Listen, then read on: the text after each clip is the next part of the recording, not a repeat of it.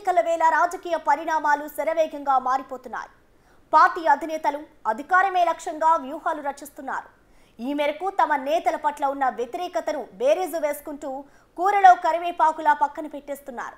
ఈ నేపథ్యంలోనే టీడీపీ అధినేత చంద్రబాబు విజయవాడ ఎంపీ కేశినేని నానిని పార్లమెంట్ ఎన్నికల బరి నుంచి తప్పించారు.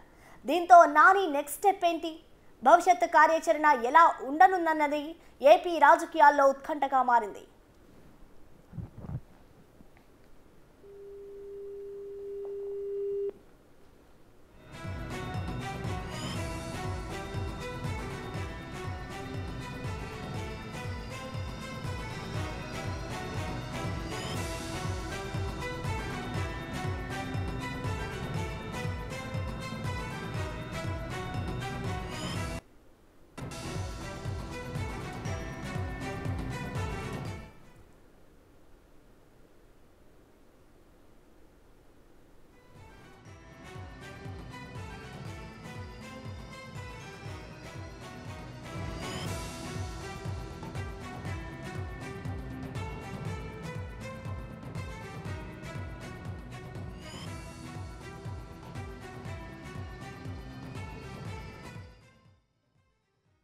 గత కొన్నాళ్లుగా కేశినేని బ్రదర్స్ వివాదంతో విజయవాడ రాజకీయాలు కాకరేపుతున్నాయి.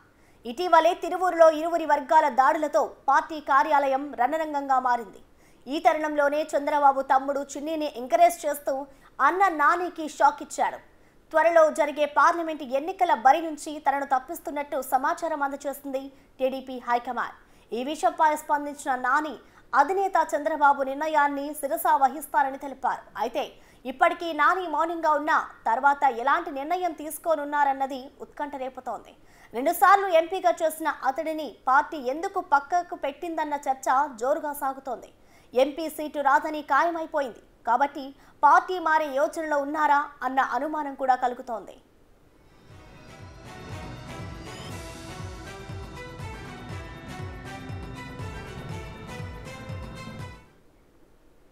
ఇదే అంశం.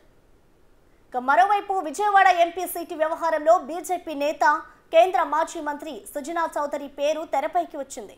టీడీపీ బీజేపీతో పొత్తు ఉంటే సుజనా చౌదరి బరిలో దిగే యోచనలో ఉన్నారు. ఒకవేళ పొత్తులు ఖరారు కాకపోతే బీజేపీ నుంచి మళ్లీ టీడీపీలోకి జంప్ అయ్యే ఆలోచనలో ఉన్నట్టు సమాచారం. ఈ వ్యవహారంపై ఇప్పటికే ఢిల్లీ వేదికగా టీడీపీ ముఖ్య నేతలకు సుజనా సమాచారం ఇచ్చారని తెలుస్తోంది. బీజేపీ తీరుపై అసంతృప్తితో ఉన్న సుజనా చౌదరి ఈ నిర్ణయం తీసుకున్నట్టు తెలుస్తోంది. ఇక ఇప్పటి వరకు ఎంపీ సీటు కోసం వేచి చూసిన కేశినేని నాని కూడా ఇందుకు ఒప్పుకున్నారని, ఆయనే సుజనా చౌదరికి టికెట్ ఇవ్వాలని ప్రతిపాదనలు చేశారని సమాచారం.